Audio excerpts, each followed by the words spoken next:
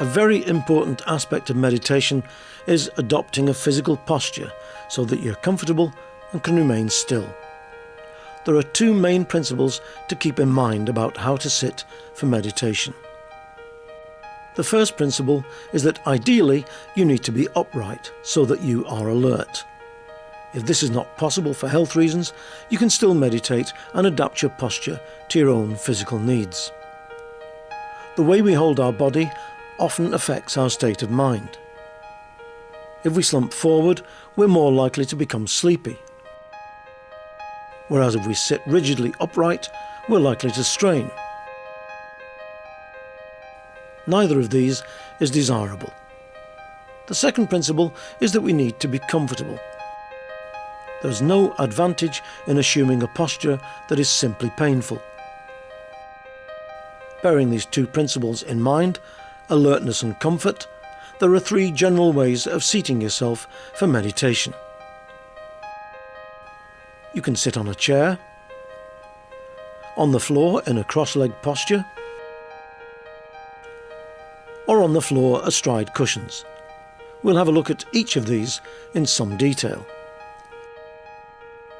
If you sit on the floor, then you'll need something to sit on.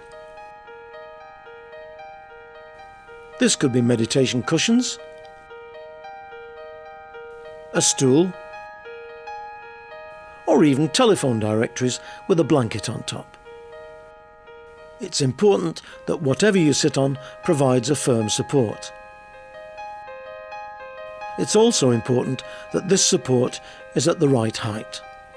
This height differs from person to person, and discovering the appropriate height for you will take some experimentation and adjustment until you get it right. There are a number of indicators as to whether you're sitting too high or too low. If the support is too high, then you'll be forced forward, and so you will compensate by overarching the back, like this. If the support is too low, then you'll roll backwards, and to compensate, you'll slump forwards. A correct posture does not mean that the back is straight. There should be an easy and natural curve to the spine, which avoids the two extremes. To further help establish a relaxed, upright posture, you can imagine that there's a fine thread drawing you up from the crown of your head. If you sit on the floor, then you can sit in two general ways. Cross-legged, like this, or astride some cushions. Sitting cross-legged can be in what is called the full lotus position, but you need to be very flexible to be able to meditate like this. An easier posture is the half lotus, or in an even looser position like this. Whichever way you sit cross-legged, it's important to swap the front leg every time you meditate to avoid any twisting in the pelvis. To sit astride cushions, you'll usually need a higher support. And you may also need to prop up your ankles with a blanket or some socks. There's no particular advantage to one posture over the other. The important thing is to be very stable, with both knees firmly supported, and to be relaxed and comfortable. If you want to try sitting in a chair, then it's best to use a simple upright chair and raise the back legs off the ground a little to give the seat a slight angle. This will make it easier to hold the back erect and prevent your back and shoulders slumping into the chair. You should have your feet resting flat on the ground.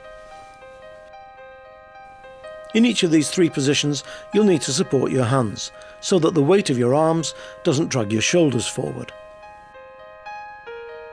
You can do this by resting your hands on your knees, or on a cushion if you find this more relaxing. You can also wrap a blanket around your waist and use that to support your hands.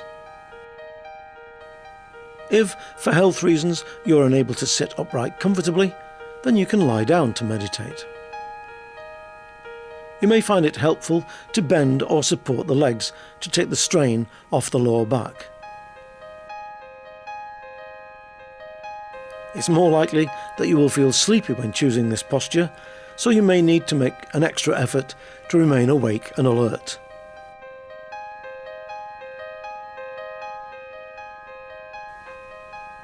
You'll probably need to experiment a little with your posture to get it right, but once you've done this, then it should provide a sound basis from which to meditate.